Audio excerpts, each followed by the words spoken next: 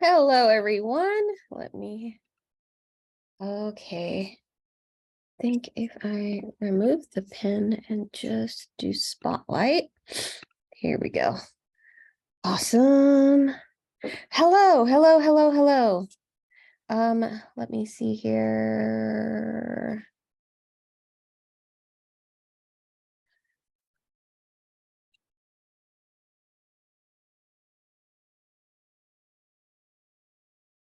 Oh yeah, I had changed this. I was like, why does it look so bright? Okay. Hello, hello, everyone. Good morning, good afternoon, and good evening, depending where you're tuning in from. Let me see here. Welcome, welcome, welcome. Let me know where you're tuning in from the chat.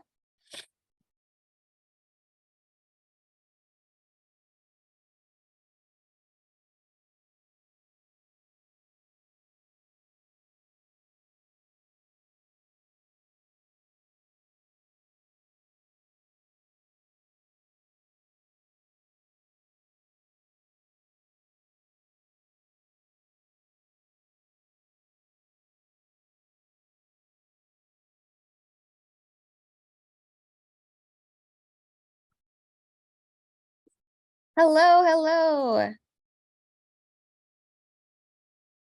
We have Indiana in the house, Texas, Maryland, Ohio, Tennessee. Oh man. Oh, hey, Jamie. Hello, hello. New Jersey, neighbor. Hello. Awesome. Thank you so much for joining. All right. I wanted so it's our plant clinic, so definitely please share any questions you may have with, it's some fun diagnosing some plants, some many plant issues or how to deal with plant issues you've already kind of evaluated, figured out what it is, and what you can do for it. I definitely just wanted to take a moment to show you a couple of cool varieties that I was able to get my hands on in the last week. So this had come in and I repotted it, came in over the last weekend, I believe. And I had repotted it, but I didn't think I showed it. So I wanted just to show because I really like Kalanchoes. Really love them. I think that they're just an awesome awesome variety of plant, just the genus in general. So whenever I find like a really weird one, I have to add it to my collection. When it was shipped, it kind of like bent down. It looked pretty warped, but it's been perking up. So I potted it in this really well draining substrate. I can see that there's a couple of the internal leaves that dried out, but it's pushing out new growth already. So it's a win. But this is a Kalanchoe tarantula. I've never seen this before. Super cool looking. The leaves look very much like oak, or it kind of reminds me of like hawthorn leaves. And then these little ones look like young mugwort leaves to me. Um, it's such a weird looking plant. There was the option between this one and a smaller one that was in flower, and I decided to go with this one. It looks like there's two plants in here. If you can see, there's two plants in here. So I opted to go with this one. The other one was slightly smaller, and the flowers were beautiful, but they very much look like other Kalanchoes, like Windows Thrill. And flowers do take a lot of energy away from the plant, so I really wanted to more so kind of showcase the odd shape of the leaves, and so I wasn't very interested in the flowers at that time. So I would love them to flower eventually for me, but it's the leaves that I was definitely after, and I just think they look so neat. So yeah, I added that to my collection. And then a plant that I've been wanting. So a local seller who I actually bought my peperomia from, if you remember a few weeks back, gosh, like a month and a half now, I got this Peperomia maculosa. I've been rotating her because, as you can see, the new leaf is coming in, and I had it turned this way, and so she started trying to turn towards, oh sorry, yeah, she was turned this way, so she was trying to turn towards the grow light, so she started pushing herself backwards. So I have now rotated her so that she'll push her leaf back to where it was, because she's already putting out a new leaf behind that, if you could see that little nub right there. So I love these leaves. I think they're absolutely gorgeous. This is super easy. I just keep the bottom up full. So that's all. Super, super easy plant. I really like these watering pots. I'm actually considering getting a few more to experiment with. But that same seller posted up last Wednesday or so that she was selling some Hoyas, and she was selling a fishtail Hoya, which is the Hoya polyneura, for $10. And it's rooted and it's pushing out new growth, and I really, really wanted one to add to my collection. And so check out this polyneura. Super, super cool looking. And here's the new growth coming in, and it's just in an orchid bark mix with a little bit of perlite, but it's really, really great roots. So I'm super excited to finally get one of these. I have it on my desk pulled away from the grow light, but this one I might actually be moving into the bedroom. So I might be doing that because I think it might do better. The seller said that she had it in an east facing window and would only get sorry, my voice has been horrible. It was only getting a few hours of light in the morning. So I definitely don't want to burn her, and they are slightly more thirsty than other Hoyas. So I am going to be putting it on my bookshelf in the bedroom that does get hit by some morning light. We have southeastern windows, but we get really, really nice morning light. So yeah, so I think I'm gonna move it there. What else did I want to show? Oh, this was really, really sad. So we Brian and I found these two plants on Saturday. We were super excited to add them to our collection. I had gotten a little one of these a really long time ago, and I didn't realize how thirsty they are in comparison to other philodendrons. So I had gotten like this little 3-inch or 4-inch pot, and I did not do well, but this was is a more established plant, so I was excited. And last night we were eating dinner, and Maple was very desperate to try to steal food because he's a beggar for food. So our cat Maple jumped up on the shelf that I had these plants quarantining on, because he was trying to like get above us to get to our food, and he ended up tipping over the plant, and the whole top snapped off. So I wanted to show you at least the plant and the aftermath. Pretty sad about it. It was the top growth, so I do feel like it'll bounce back, but still sad regardless. And I even put the leaves aside because I was like, I have to show what happened here. So this is a golden goddess philodendron. Love the neon color, absolutely beautiful. And look at everything that got broken. So there was a new leaf coming out, broken, can't save it. And these 4 leaves, look at this leaf. So all these leaves were lost thanks to it falling right on top. They just fell completely down and just snapped. And there's some leaves that have some damage to them. So that's what happens when you have pets and plants. So yeah, pretty upset about that. But this golden goddess is absolutely gorgeous. $19.99 at Home Depot. And then we found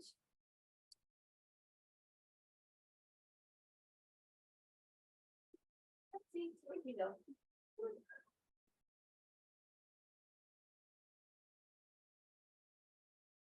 Here we go.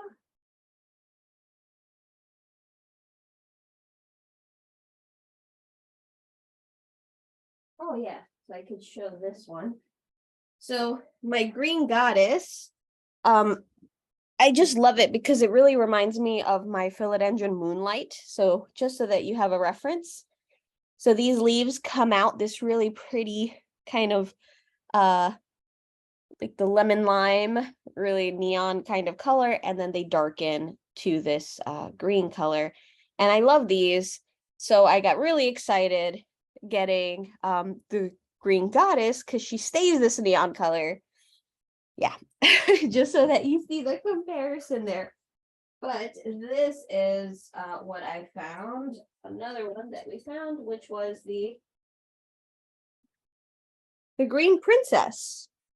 So I hadn't found any of these before, so this was pretty cool. So this is a green princess. Now, I have to look at more photos and see if this is just sun stress because they all had this. So it has this really weird kind of red iridescent look on some of the leaves. And so I'm not sure if this is, and these look like the older leaves. So I'm not sure if this was sun stress or if this is typical of this plant. I've heard of green princesses before, but I'd never seen one. And I've never owned one. So if you have any ideas, I really think it might be sun stress because it's been very, very, the sun has been very, very intense here. So I wouldn't be surprised if this is sun stress, but they all had it. All of the green princesses had it. So if you have a green princess, let me know. Because that was a cool find. But I did not expect that. And what else did I? Ah, yes. And sorry, my desk was just not big enough for all of these plants. Here we go.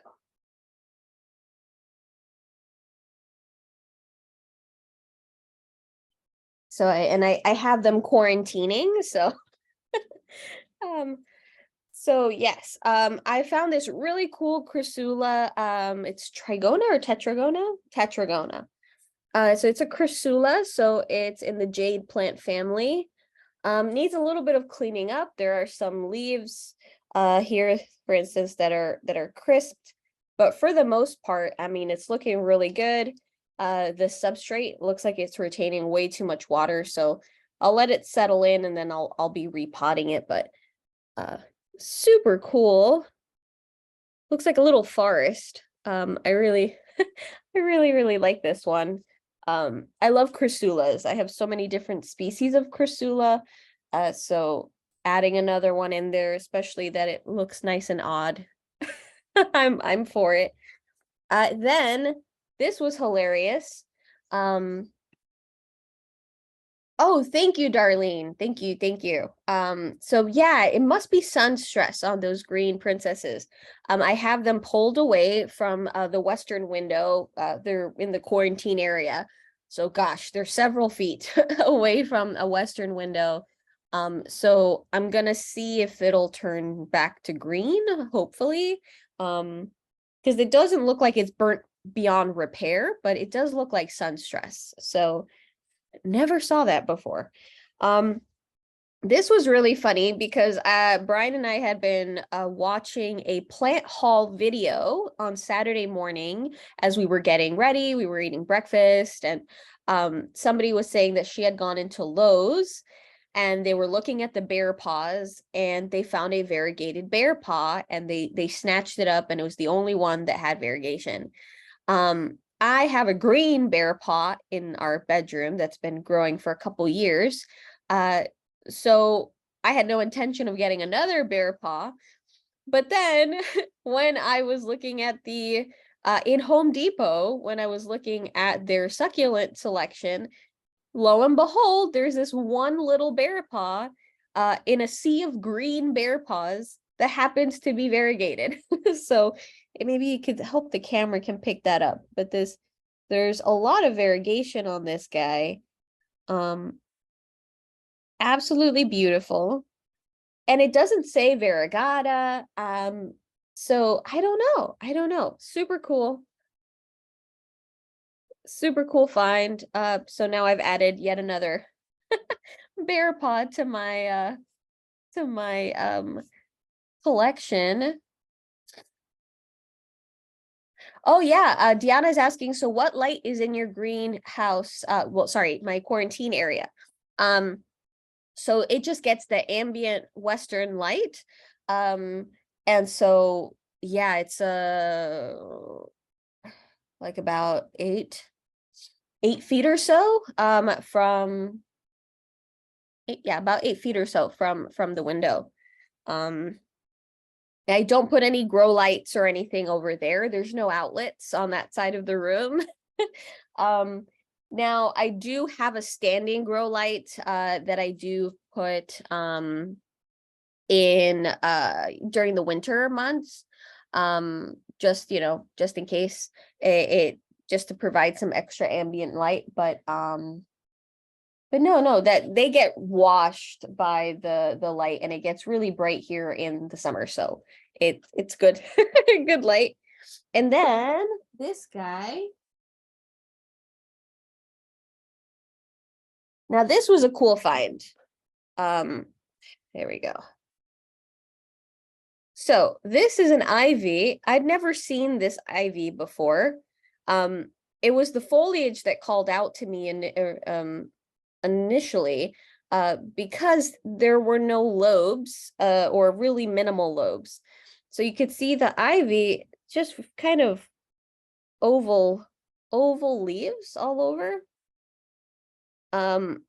There's maybe a little bit of like ruffling along the edge, but for the most part, they're just oval, with a couple on here that were a little bit more arrow shaped and have a couple lobes there. But for the most part, it's all just oval leaves. So I've never seen an ivy like this. And apparently it's called the Royal Hustler. So I wanted to show you this in case anyone here is an ivy fan as well. I am an ivy fan for indoor growing. Definitely don't put ivy outdoors if it's not native to your area. Ivy can very quickly, right now it's a really big invasive here in the United States. So definitely don't plant this outdoors, but I do like to keep some ivies indoors. I have like variegated ivy on my bookshelf that lives there full time. And I'm going to be adding this one as well. Super cool. Super awesome. I really like different things. So spotting this guy was super cool. Royal Hustler Ivy. Never seen it before. Happy to add it to my collection. But yeah, so a couple cool finds. I'm really sad about the Golden Goddess because it had these really gorgeous, those 4 leaves were the top growth.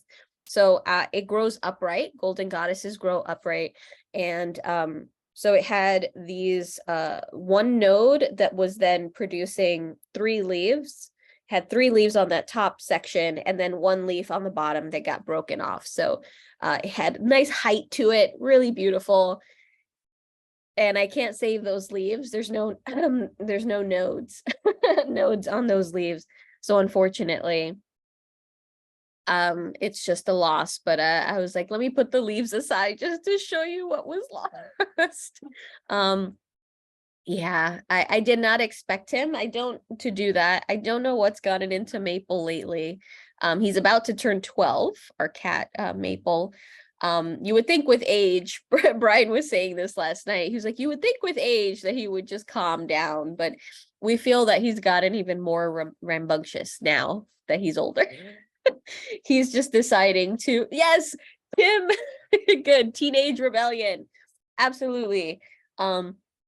I have no idea. He decides, like, he tries to climb on this.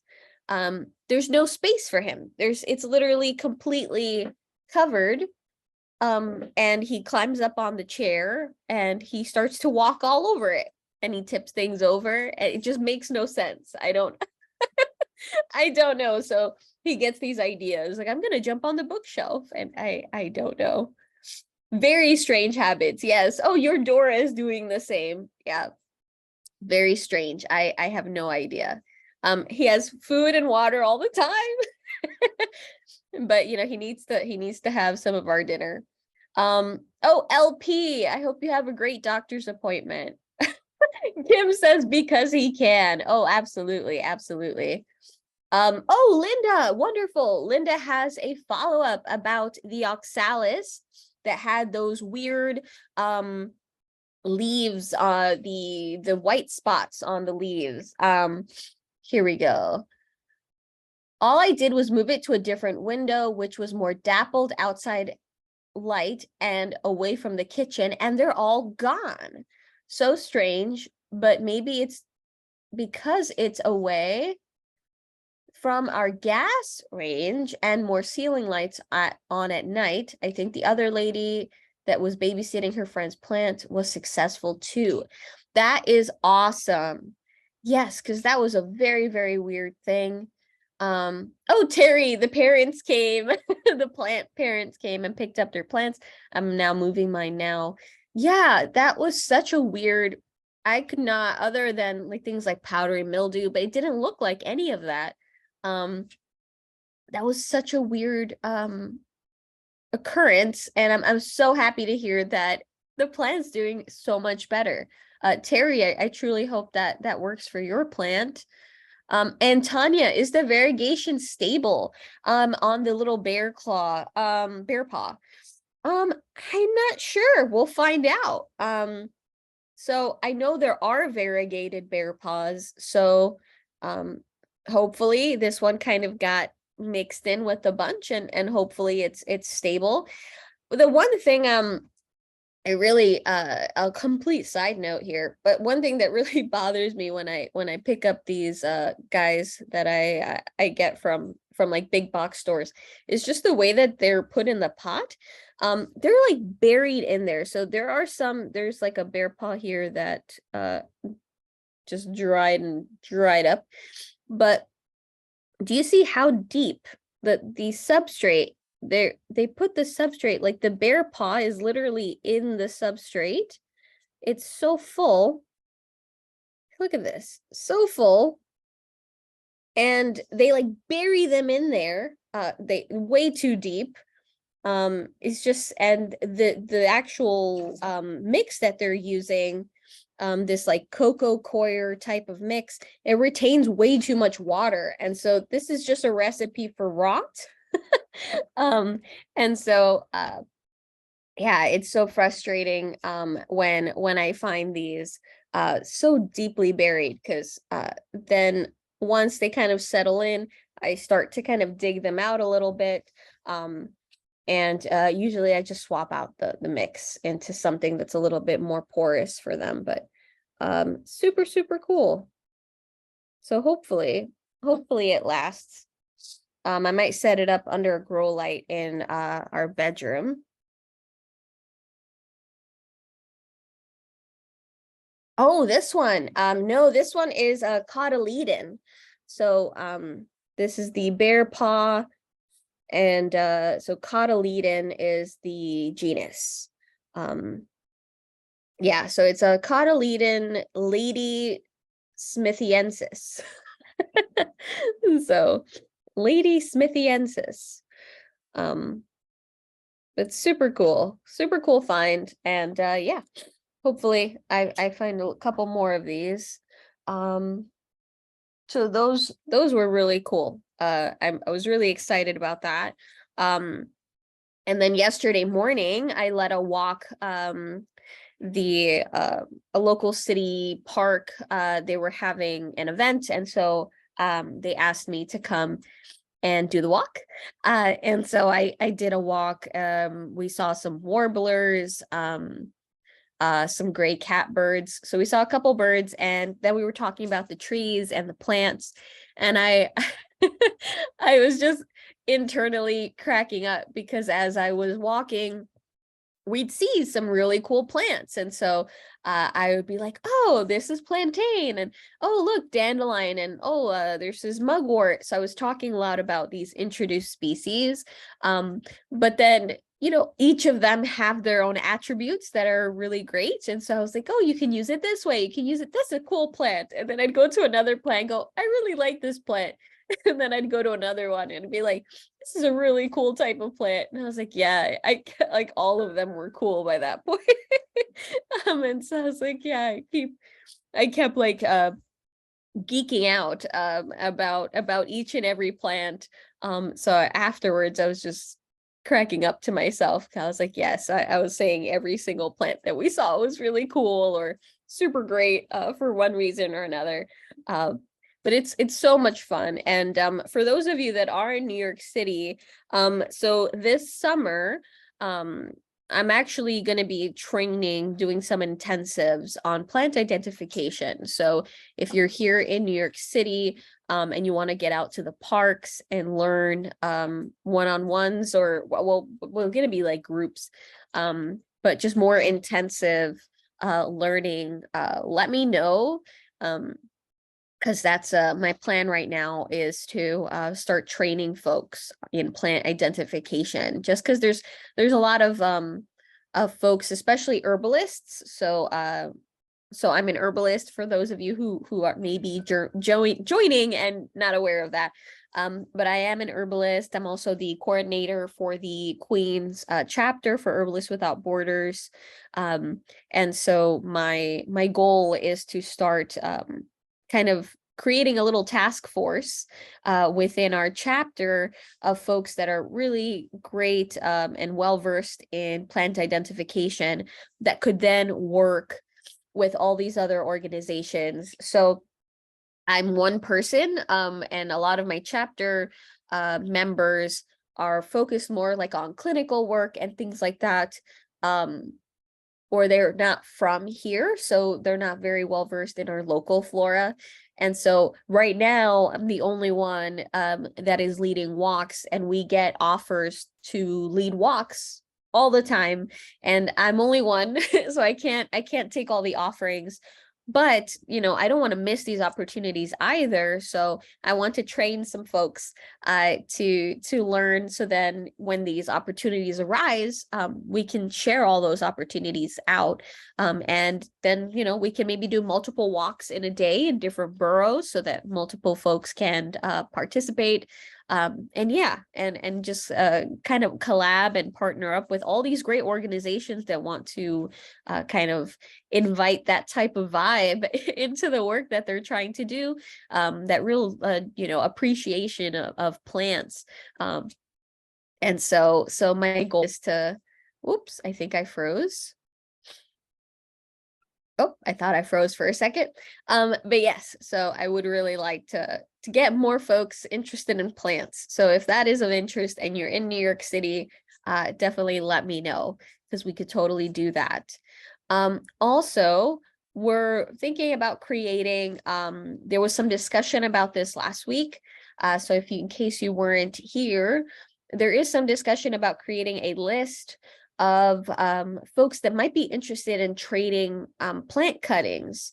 So if that is of interest, I will be sharing out that link. And yeah, you can put your information, how you would like to be reached, whether that is an email or maybe a phone number, and then we can and then just put your state, or if in a different country, your country, and like county, location, maybe a zip code, something like that, so that folks know who we can share with. Tanya, yes. So Tanya just shared, do you know anything about this? And then here's the quote. New York Botanical Garden is proud to announce its influencer program, NYBG Cultivators. This program is a unique opportunity to learn about NYBG's mission in education, horticulture, and science from NYBG's community gardening program in the Bronx to its research and conservation efforts around the world. Yes, yes, I have already applied. Yes, I encourage anyone who is interested, definitely please apply. I have had the opportunity to I study at NYBG. I did their urban naturalist program, and I also have clearance to work in their herbarium. I was a volunteer with their herbarium until COVID, so I actually have to get my credentials re-upped because you had to do a background check. It was a weird process. But I guess because I was working with hundreds of years old specimens, like sketches and writings, and it was super cool to see. And yeah, I had to get special clearance in order to be allowed to do that. And then I was also doing digitization for them for their herbarium. So they would have all these samples that were pressed, and then there's millions. I think there's like 2 or 3 million specimens there. And so there's a team of volunteers that literally you go, and it would be from like 9 a.m. to noon, just putting them into this really cool scanner, getting it scanned, checking, making sure everything looked good, and then moving on to the next. And it would be just piles and piles of specimens. So I'd just put Netflix movies, or I'd listen to an audio book or something, and digitize specimens. If you've never had the opportunity to volunteer with them, it's such a cool opportunity, especially if you're really into plants. It's just seeing plants in a whole different way, especially if you're also really into their history and folklore. Having that opportunity to work with those types of specimens, it's super cool. So I really invite you, encourage you, please, to check out their volunteer program.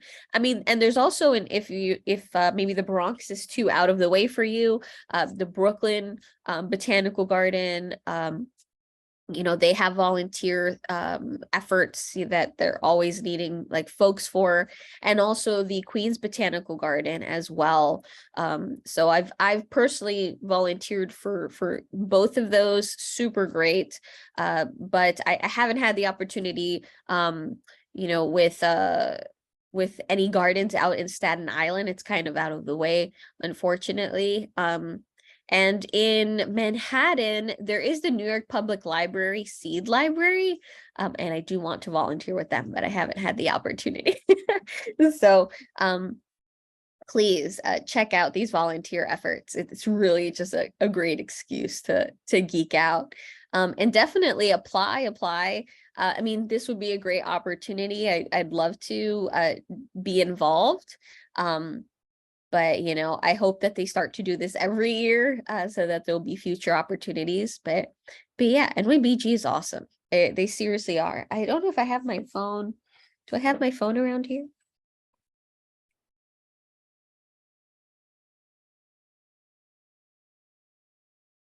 Here we go.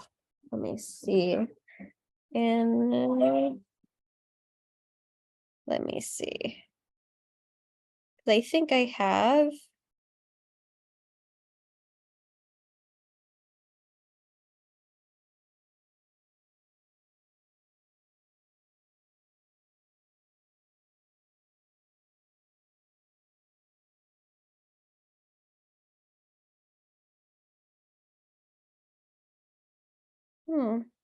I thought I had it on here, but I had a video where I show, let me see.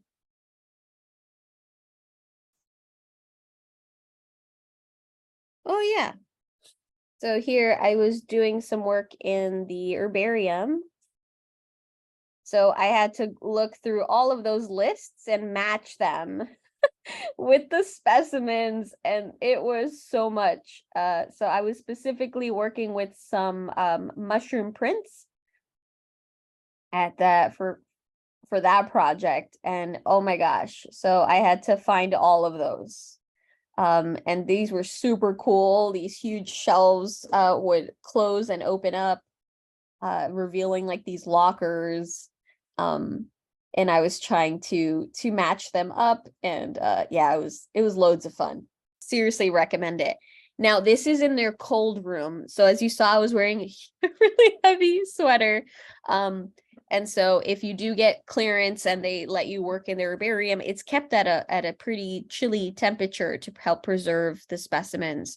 And so you have to kind of go in there pretty warmly, dressed really warmly. So even if it's hot outside, it's super cold in there. So yeah, it's like in the 40s or something like that. So it was very, very cold.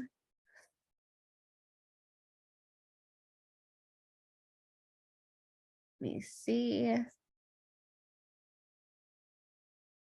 Oh yeah, Terry. No, my earrings today. Yes, I completely forgot to put on earrings today. I didn't realize until after. I was like, "Oh, whoops. I did not put them on." Yeah, no cutesy earrings today. Completely forgot. Okay.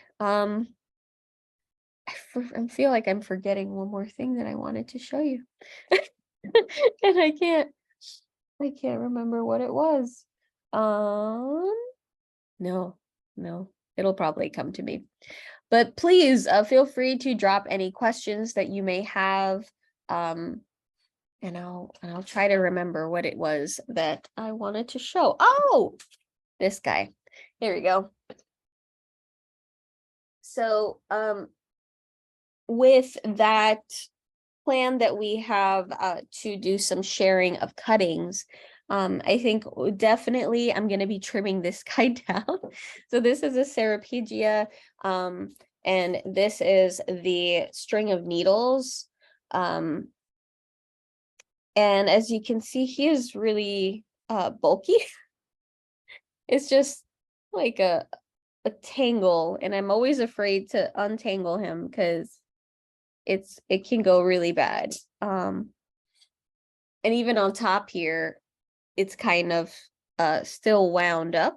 So it's just a lot. So there are a lot of rhizomes on this guy. Let me see if I can show you. Here we go. So there you can see a little rhizome. So that little ball right there. So those you can cut right they're not the ball itself, but that's what you would be putting in the soil. Very shallow planting. You do not want to put that super deep into the soil because it'll rot. So yeah, I have quite a couple of those, and so I'll be trimming this back. Because yeah, it's kind of gotten a little out of hand. So I'm gonna put some of these to share. Unfortunately, it would have to be with only folks that are in the States, because I can't ship them. I don't have like a what is that called? A like botanical certificate, sanitation certificate, kind of licensing, unfortunately. But yeah, so if you're here in the States, I'll be putting these available on that list. And so that's what I'm thinking, is that we can kind of put our names, our information, and you don't have to put your address, of course. That'll just be once you make that connection. But then also put up just plants that you have cuttings of that you would like to share. So I think I'm definitely gonna, oh, here they are. There's so many. Hold on. There's more here. You can see there's one here. They're everywhere here. So yeah, I'm gonna cut a couple of these back, because it's just a tangled mess. It's just a tangled mess. And so I feel it might just be a good excuse for a trim, and I get to share some Serpigias with folks. So it's a win-win. Definitely want to share a lot of the plants around, my Hoya linearis as well. is starting to put out some new growth. So I'll also kind of look to see where I might want to cut. And I have a lot of succulents and a lot of succulents that I've started and that are starting to root. So yeah, I'll probably be sharing some succulents as well. So I'll put, and as things come available, I will post them up. Yeah. So in case anybody is is interested in sharing cuttings. All right.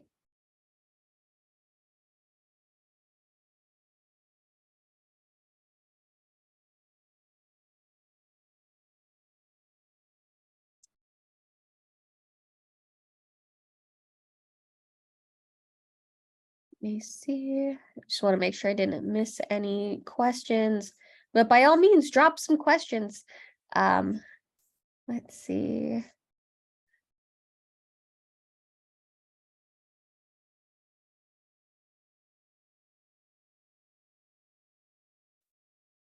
Yeah, I'm trying to see.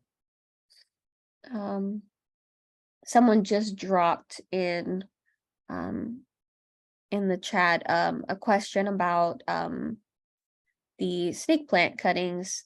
I mean, you can do snake plant cuttings for a plant that's rotting. I currently have a piece of snake plant that's sitting on my shelf that I can show you, which works.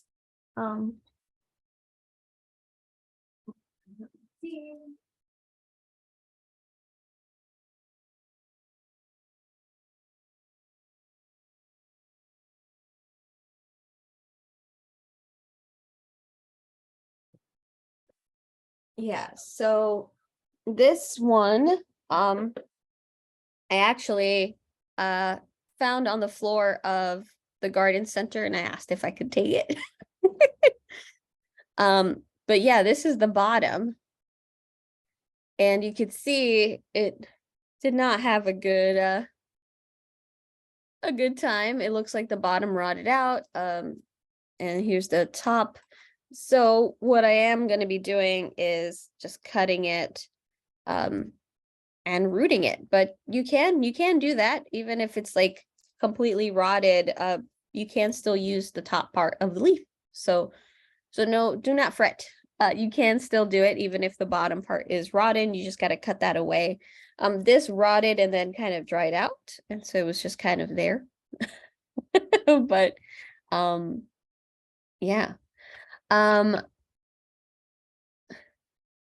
Why do the mother-in-law plants do die at the top, do you mean? Do you mean when the tops are completely crunchy? Oh, go dead. Yes. So if the top is very crispy, that could be underwatering. So that could just be that it might be getting really intense light and it also hasn't been getting enough water. So it just starts actively dehydrating and then the tops would start to die back.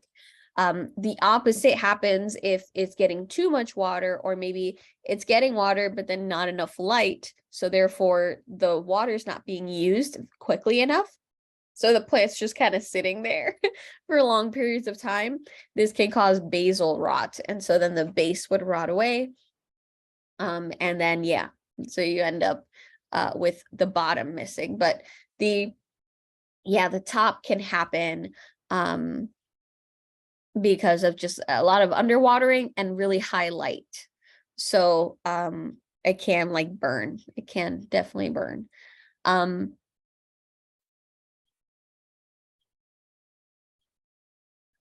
yeah. Yes, with these they do like to be pot bound. They do like to be pot bound, but they once they start kind of exploding out of the pot, as you mentioned, because they'll make babies, right? They kind of create these big bundles, these kind of bunches. So once they really get to that point where they can't fit, then you will need to kind of separate some out.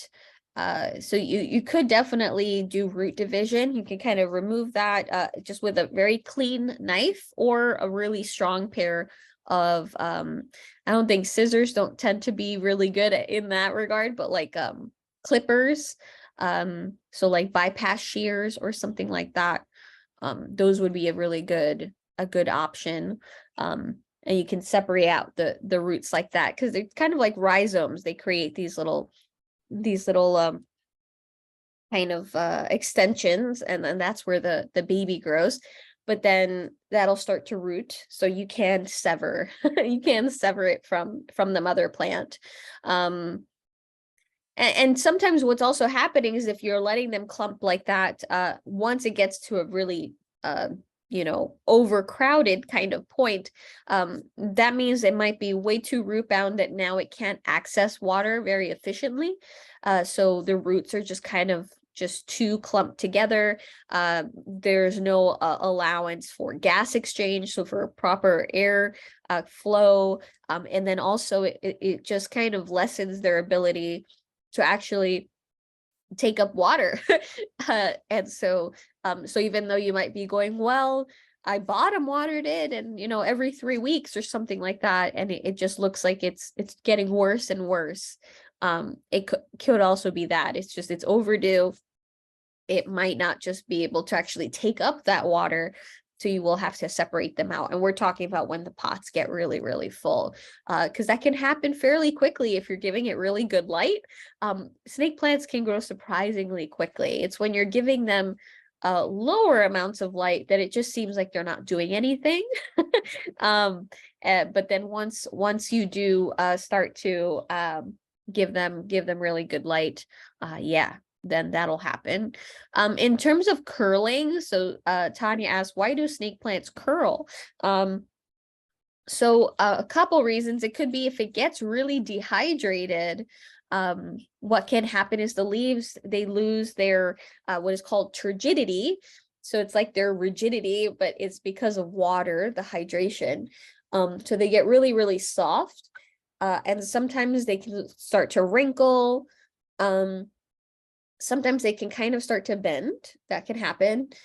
But then the opposite is true as well. When they do kind of get overwatered, this can make the leaves really kind of like heavy. And especially if some of the cells start dying, it can start to kind of tip. And if another reason is honestly height. So if this is a small leaf that's curling, I would worry about root rot. But if it's a really, really tall leaf that is now curling, like a trifasciata, and it's like super tall, and then it starts curling, that could also be just the sheer height and weight, and doesn't have the support for to kind of hold itself up. It could be that it grew fairly quickly. So that can happen. I have I'm trying to remember which one this one is. Forgot the name of this snake plant.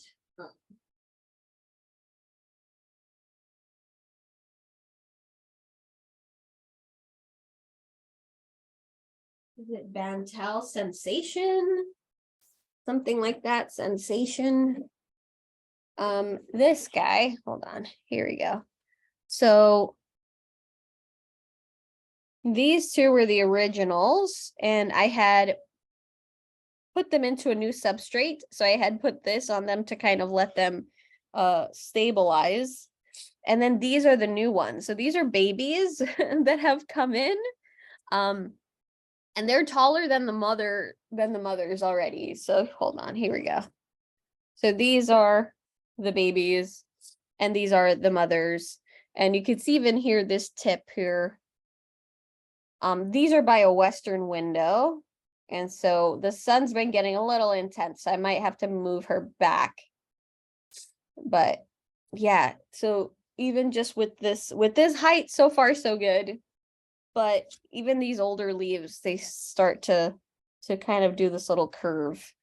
So I won't be surprised if these start to do a little flop. But so far so good.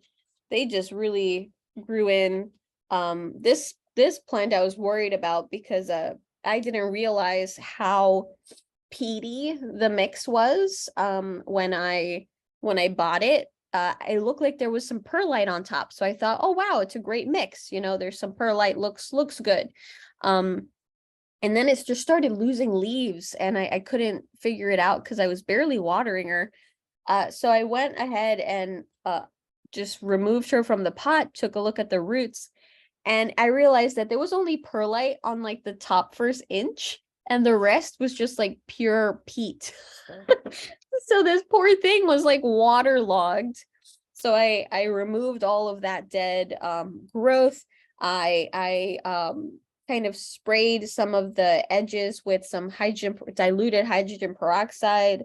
And then I gave a completely new mix with a new pot. It was the same size pot, but it was just a clean one, and then the other one I disinfected. But yeah, and I gave it a really chunky mix with there's horticultural charcoal. Oh, there's a new baby coming in. Horticultural charcoal. There's like even like river rock. Hold on, let me not make a mess over here. But this really, really chunky mix. And you can actually see there's a new baby right over there. I didn't even know that. So this new little baby is starting to come out. But yeah, it was a really, really chunky mix, and she started doing so much better. So she started making babies, and so far so good. But these the babies are super tall already. Really pretty. They're just not as they're not producing, I guess, as much variegation as I mean, a little bit, but I feel like they're not as bright as the mother plants. I'm not sure if they just have to mature a little bit more. This was my first of this variety, so I'm still learning on any color change, but I don't know. These have just a higher yellow in comparison to these, but they're very pretty regardless. These are super cool. I have so many types of snake plants because I really love them, and you can have so many, and it's much like more minimal care. So it's an excuse. Sherry, my jade plant was doing so well. Now the bottom leaves are turning yellow since the spring. It's in an east-facing window in a terracotta pot. I think it's watering, but I don't think I'm doing anything different. Or would it be root bound? Great question. So if it was root bound, usually you can see other signs when it's root bound. You would see roots trying to escape through your drainage holes. You might see also roots appearing on the surface. You might see there's kind of soil loss and kind of the wrapping around. One way you could check is when it's super dry, you can try to hold it from the base and very slightly do a pull and see if it'll come out. If it comes out in one piece with a lot of roots, then it's definitely root bound. But jades can live in their pots for years. I find myself kind of not even messing with my jades that much. I think with all the jades I've had, my big jade, I think I've only had to repot once. So it's very, yeah, they last for years.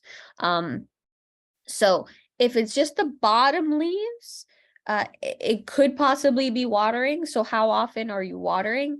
With my larger jades, I only water them every 2 to 3 weeks. So about 3 weeks in the winter. Now it's getting, of course, brighter. So I might up that, but usually again, more like 2 weeks or so. And I kind of take the lead, I let the plant take the lead and kind of let me know, because they will start to get wrinkling on their leaves. It's very slight, very, very slight. You don't want to wait until it's completely dehydrated and looking crispy. But it's more so there's like a slight wrinkle to the leaves, and that indicates, okay, I really need to give it a really good watering. But otherwise it's about every 2 weeks or so. And so Yeah, I think my jade is like about like that tall or so. So maybe, what is this? This is about a foot. So maybe close to 2 feet. But yeah, no, I don't yeah, it's more so yeah, it's like every 2 weeks or so. So I do a lot less watering than with my other, like some of my chryssulas, my more really thin leaved chryssulas. Those I do find myself watering about every 10 days or so.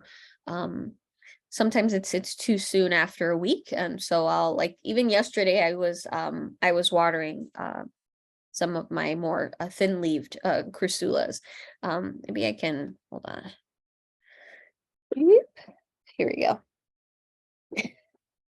Let me not tip over the green princess over here.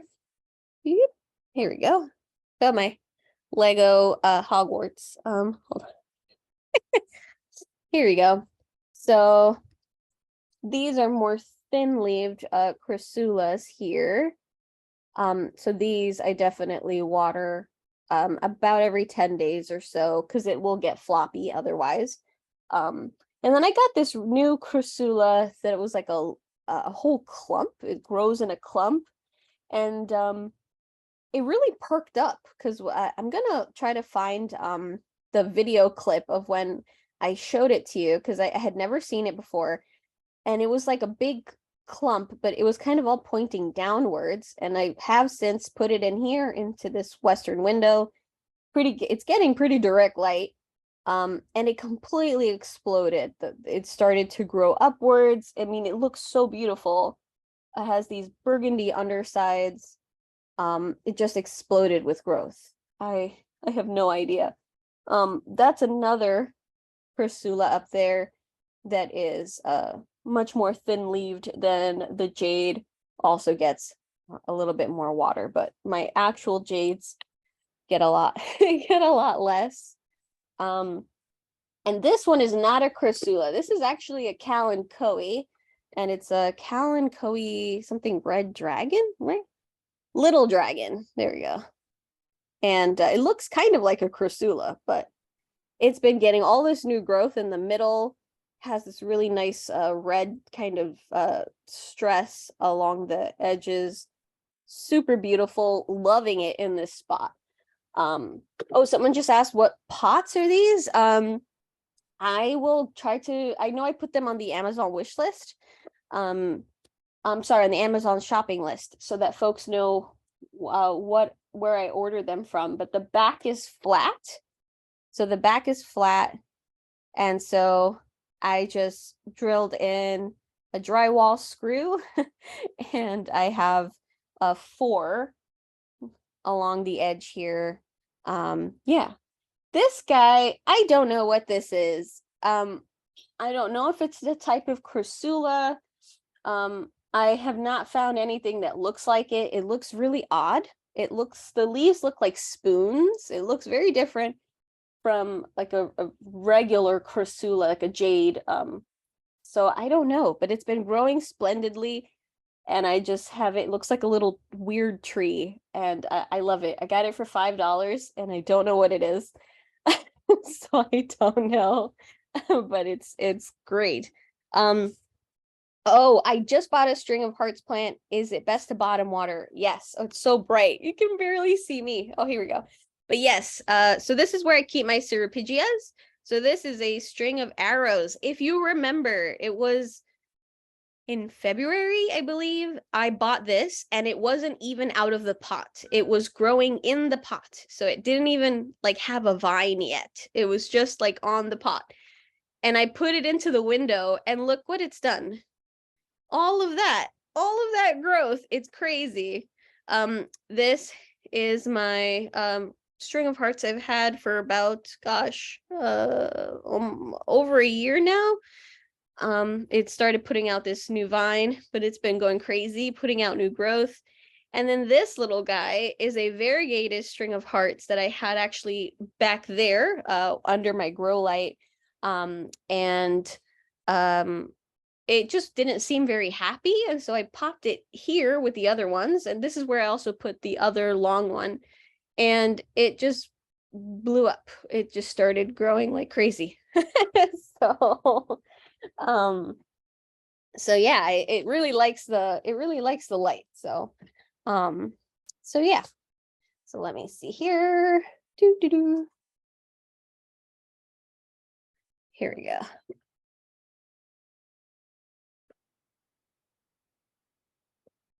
Is this the room that has the monster plant? Oh no, yes, that is my dragon fruit.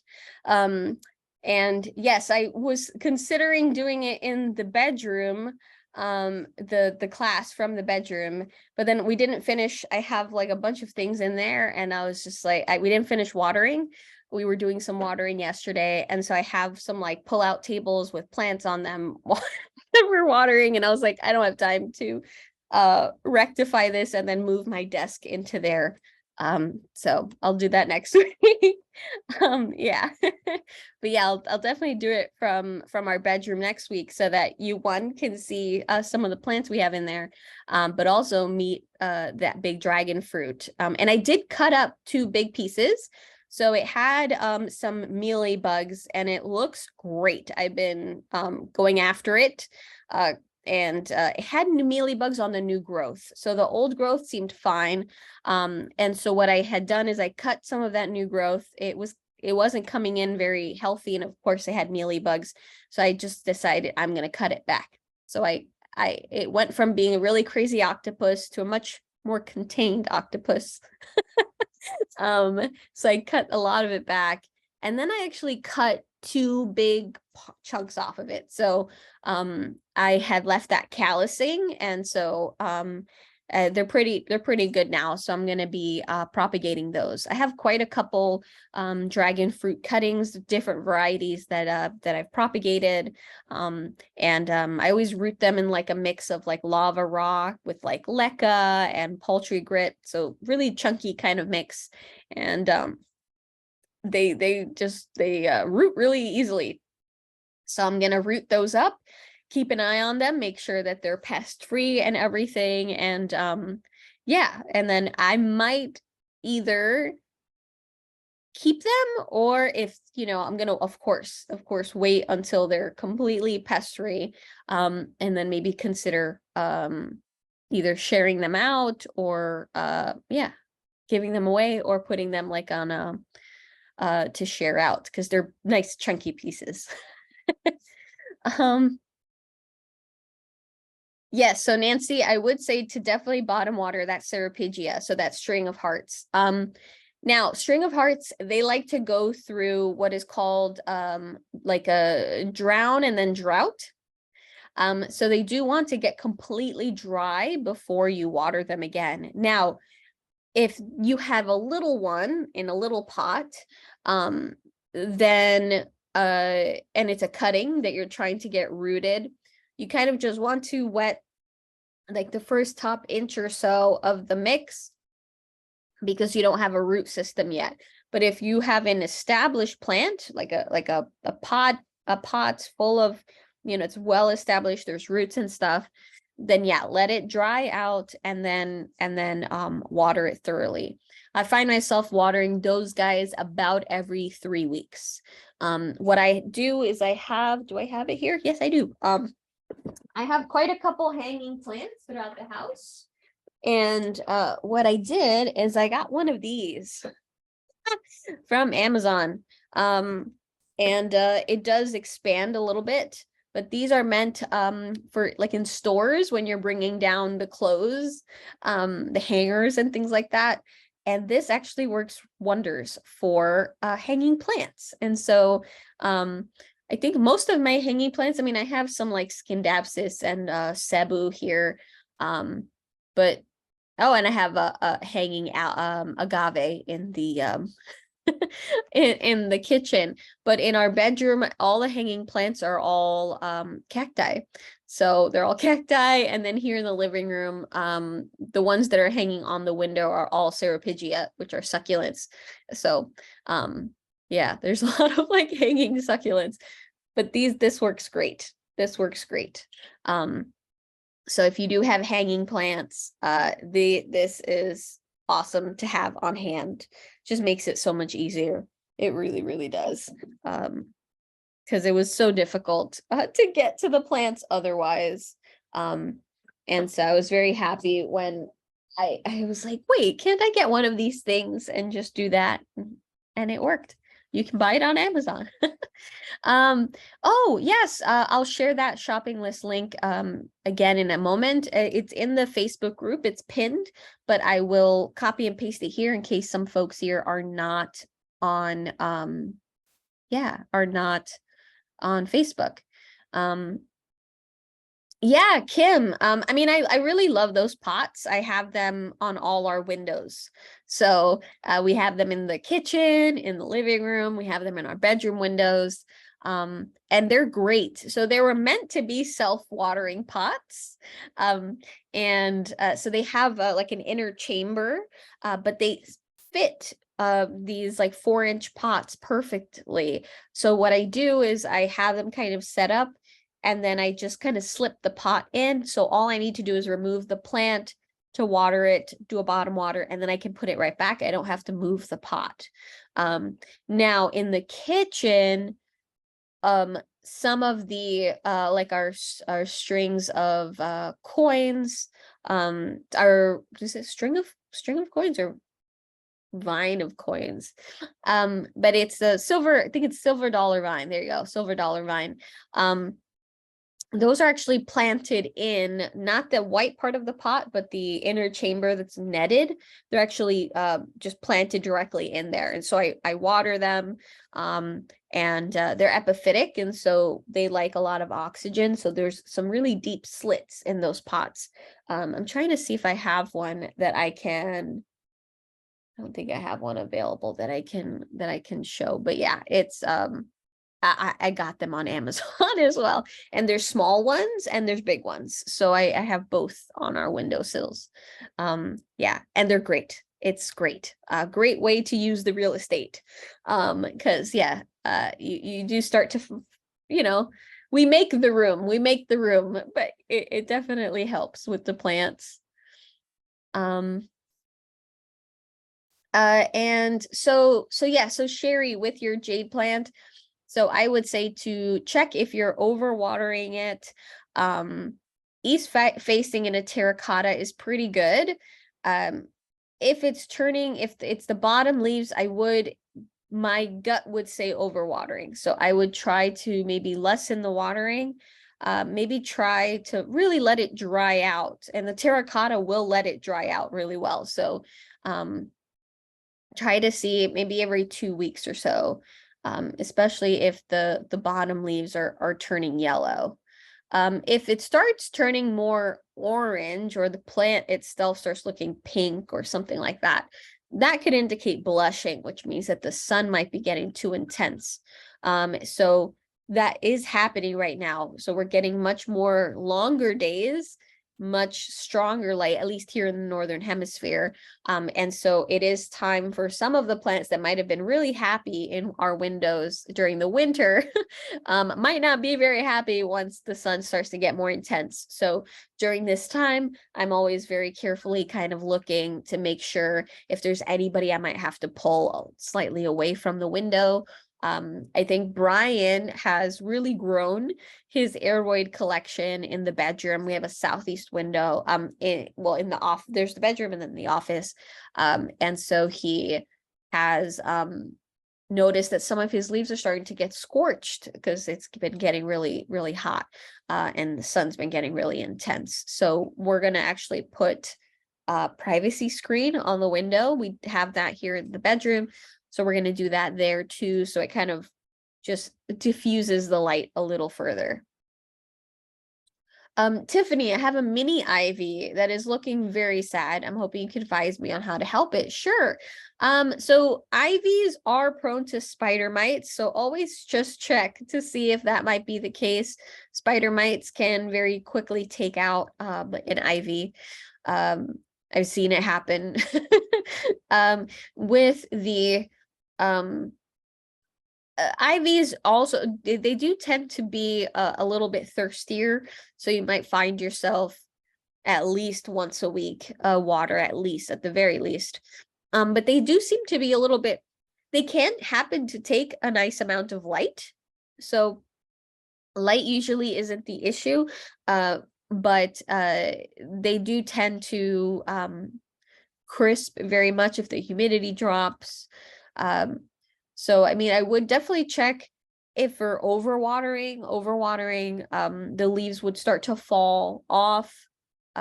It might feel kind of gelatinous. So if that's what you're seeing, but tell me more about what you're seeing on the ivy, and so we can try to figure out what might be going on. But those tend to be some of the issues that happen with IVs. I've had a lot of IVs. It can get tricky. Right now, the biggest things that's happened with my IVs is it's like an eventuality where they get spider mites. So with my variegated IV, I gave her a really good wash, and then I kind of really checked the leaves, and I spray her down with alcohol. And she's putting out new growth, and she's fine.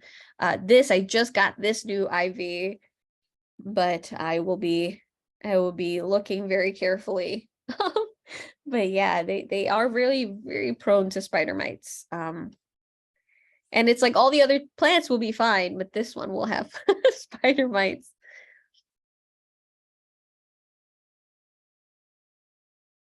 Yes, and so Judy, let me quickly grab that list for you. See Facebook.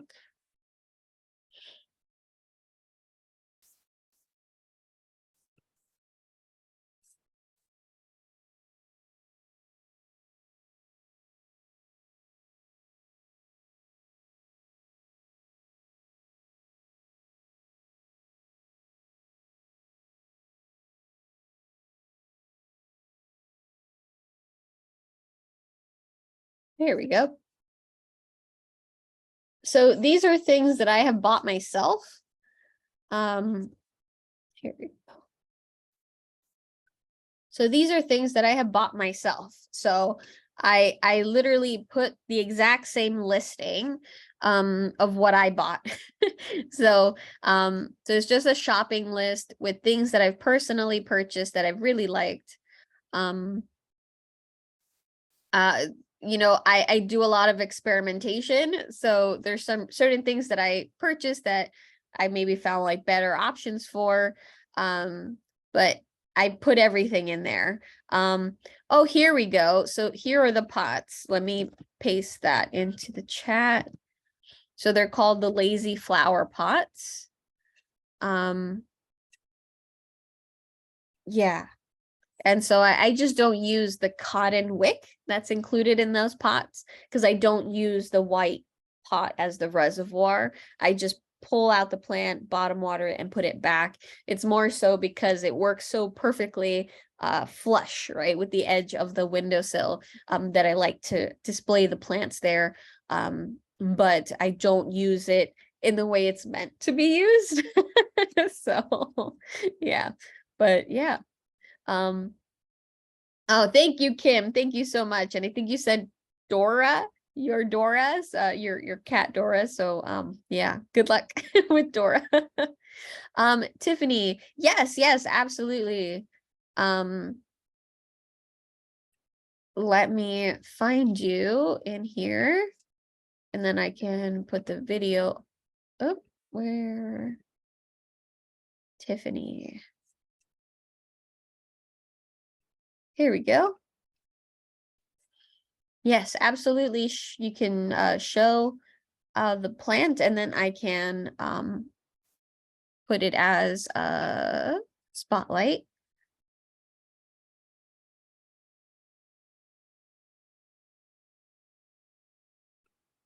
So whenever you're ready, just pop it, and I have you in my field there. So I'll see you when you turn on your video.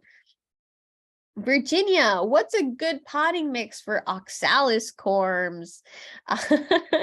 Awesome. Yes. So with oxalis, They do want a little bit more moisture, so they do appreciate some chunk in their mix. But at the same time, they do want something that's a little bit more moisture retaining. So I would find something a mix with like a peat with some perlite, yeah, like peat, perlite, maybe a little bit of horticultural charcoal, and even a little bit of orchid bark, so a little bit of bark in there to degrade. So something that's going to be a little bit, it's going to have some air flow to it, but is going to hold in some water. So maybe like peat with maybe a little cocoa coir and horticultural charcoal with perlite and some orchid bark, I think would make a nice mix. But you're gonna want more like a brown. You're gonna want more brown in that mix. In comparison to something like an aeroid mix, where the soil is kind of on the lesser, right, in the lesser portion. And you have like the chunk is really kind of taking over that mix there. So yeah, so they want a little bit more moisture retention. But if those are like different aggregates that you might have readily available. Otherwise, if that's not something you have readily available, I think a commercial just houseplant potting mix, add some, usually that has some peat in it already. What is going on? Usually that has some, yeah, usually that has some in there already. Some peat and has some wood chips in there. And then what you could do is just then supplement and add the perlite in there to give it a little bit more drainage. But that might work. So if that's easier than separate aggregates and then combining them, you can do that. Yeah, so they like a little bit more moisture retention, but they don't want to be in mud either because they can rot. But they are more water loving in comparison to like succulents or plants. What is happening? Sorry, let me make this silent. Everyone is messaging me right now. I don't know why. There we go. Okay. So, Tiffany, whenever you're ready, I'm not sure if you're having issues with the video. It's not coming up.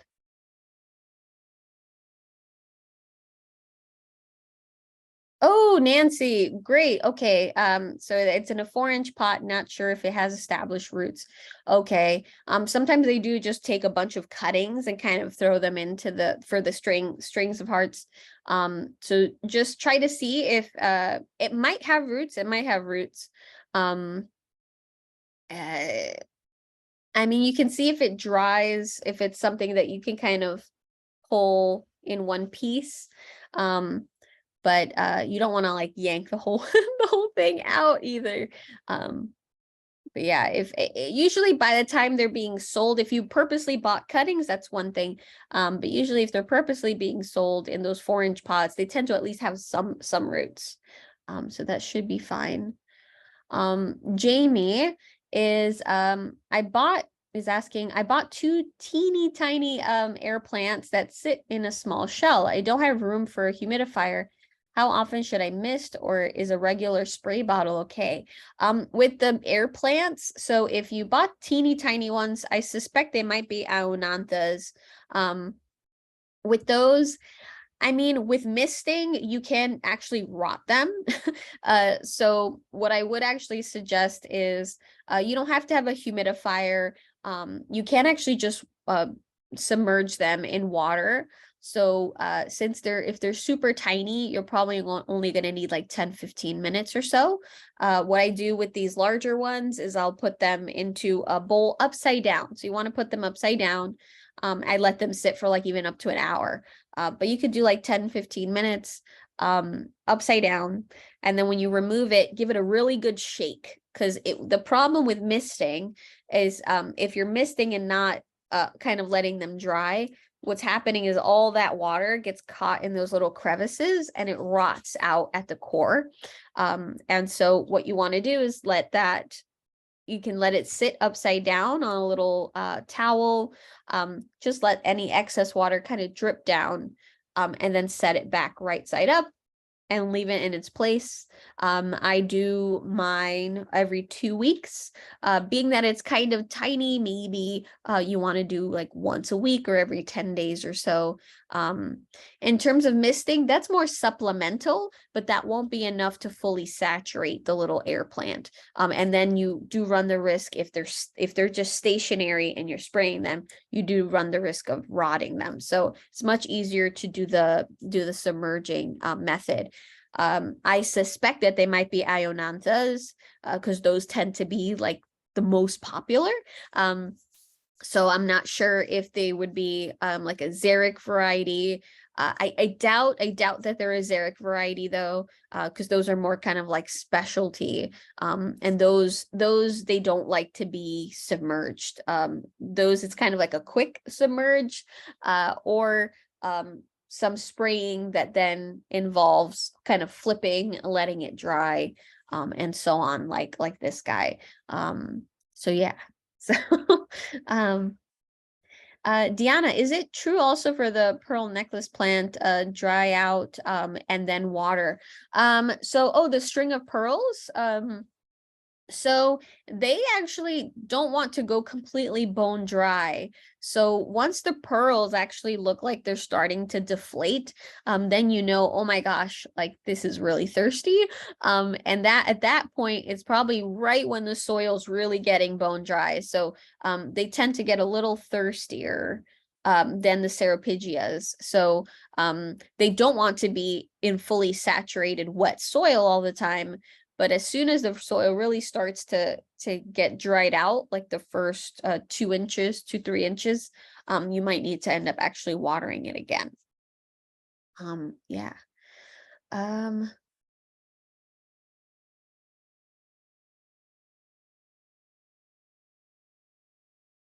Yes, Sue, thanks so much for tuning in. I'll see you next week. Oh, okay. No worry, Tiffany. Yeah, if you're having issues with the access, let me see. Where'd your picture go? Your image was above me and now it disappeared. Oh, there you are. Okay.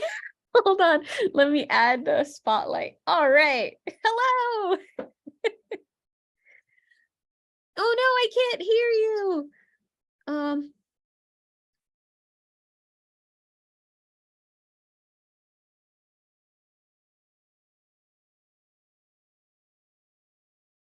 Let me see if I ask to unmute.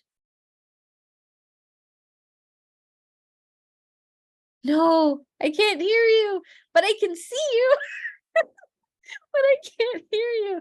Yes, but that's the little ivy. Okay. Um, Wait, I think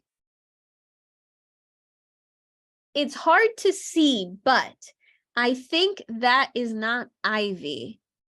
I think that is ficus. I think that's the they call it like string of frogs or something like that. Um it kind of looks, the shape of the leaves, it looks like that. Yes. Oh no. It looks like string of frogs. And so I think it's ficus quercifolia. But that's actually more so a terrarium plant. They like to be in terrariums, much higher humidity. And I think they also call them string of frogs. Let me hold on. Let me pull that up here. So I think it's string of frogs. It's like ficus. Yes, allow, sure. Oh, come on. Da, da, da, da, da, da. it looks like that. So it looks like an ivy. It totally looks like an ivy. But super small little leaves. And it's like ficus. Yeah, it's ficus, but I'm trying to see what. So that's what it kind of is looking like to me, that you might have. Yeah, here we go. There's a better photo. There we go. Yeah, there you go. Ficus, Pumila quercifolia. There we go. Yes, so it very much looks like a mini ivy, super, super tiny, very delicate leaves. And so yeah, these guys are very much really in need of a lot of humidity. So they would have to be in like a dome, so like a cloche, or you would have to have them set up in a terrarium. It looks like you do have some live sections of it. So what you could do is cut off all anything that's dead, basically, and you can kind of start over.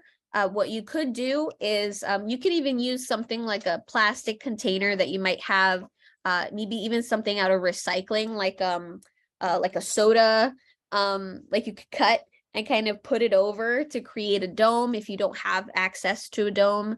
But it should start to bounce back. And so they don't want to be super wet, but they do like wet feet. So kind of very similar to where they start to dry out, and oh, you have that in there. Okay. So I mean, that should be okay. So you would probably end up having to water it, especially if you're having a location where it might have like a high light. You don't want to put it in really strong light because they do burn. But they like bright ambient light, so like pulled away from a window. But I think humidity might be the key issue.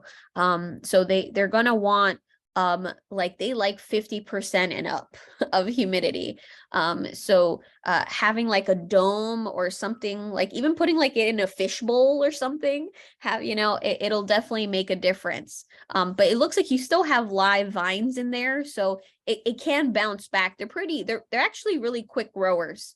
So I would just say to kind of trim back the crispy foliage, and then kind of up that humidity level. And yeah, and in terms of watering, yeah, as soon as it starts, you might find yourself watering it like no less than once a week. If you have it set up in a terrarium, though, that does help retain water for longer periods of time, so you would actually be watering less. So yeah, but yeah. You're very welcome. I love those. Those are so cute. Those are really, really cute. Yeah, they're awesome. Thank you so much for showing us. I'm sorry about the audio. All right, awesome. Yeah, I really like those creeping figs in general. So Ficus pumila, creeping figs, there's like the variegated ones, the green ones, and then those the little string of frogs, they call them. So cool. So awesome. All right. Thank you so much, everyone. I think I got to everybody. Oh, here we go. Last question. Barbara. Hi, I have a rose bush with a black spot. Do I need to pull it out and treat the soil? What do I do? Thanks. Yes. So there is black spot diseases. This can be caused by various reasons. It could be fungal. It could be, if it's just one leaf, I would say remove the leaf and see if it starts occurring anywhere else. So because if it is fungal, you want it to stop spreading, so just remove the leaf. Now if you're talking about your rose bush is covered in black spots, then yeah, with black spot diseases, I mean, treating the soil, usually black spot is as a result of fungus. In that regard, I mean, pulling it out it would cause a lot more stress to the plant than it's already under.